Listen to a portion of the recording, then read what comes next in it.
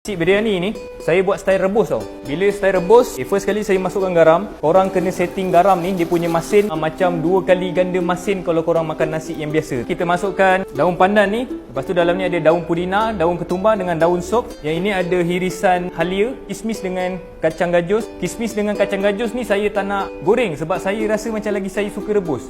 Terpulang cara masing-masing lah. Kita masukkan je, kita rebus semua bahan ni. Tu yang last kali sebut sup. Sebut sup ni brand apa-apa pun tak kisahlah. Kita nakkan dia punya bau je sebenarnya. Tadi saya lupa nak cakap dengan korang, kena tambah minyak sikit supaya nanti beras tu bila kita nak masak nanti dia tak adalah melekat sangat. Beras basmati saya guna yang Pusa Cream 1121 tu yang telah direndam selama 1 jam. Kita rebus dia sampai mana tau? Sampai dia punya beras tu jadi macam 3/4 masak. Korang jangan terlampau masak sangat, nanti beras tu kembang tak cantik. Sambil merebus tu, korang jangan tinggalkan dia tau. Korang kena gaul-gaul dia macam ini, jangan kasar-kasar sangat, belai-belai dia macam ni, manja-manja kan.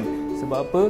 Sebab kita tak nak bagi dia punya nasi tu nanti melekat lah. Kena tengok sini. Sini zoom sikit. Dia punya beras ni, kalau korang cocok, dia belah dalam tu, tak tahulah kalau korang boleh nampak ke tak, belah dalam tu tinggal lagi sikit nak masak. Kita ambil sikit minyak dia minyak kambing biryani ni, kita ambil sikit, kita letak ni belah bawah dia. Beras yang kita dah rebus ni tadi, tapis dia, ambil beras je tau. Air jangan ambil. Jangan langsung ada air lah kalau korang nak masuk dalam periuk ni. Ini proses kita nak bagi dia betul-betul masak pula. Okay, first layer ni, korang siramkan dia dengan kuah biryani ni. Korang siram macam ini.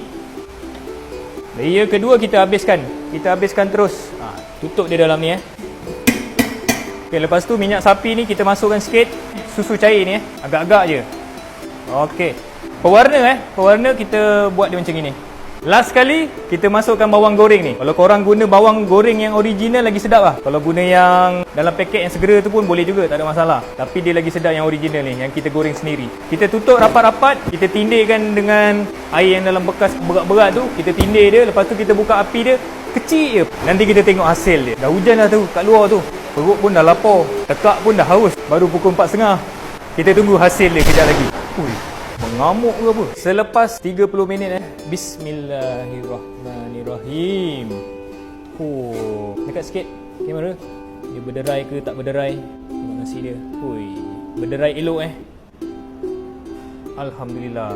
So guys, nasi dah siap. Biryani kambing pun lagi sikit je. Ikut resepi ni kalau korang nak makan biryani kambing yang sedap. Mudah, senang, pantas.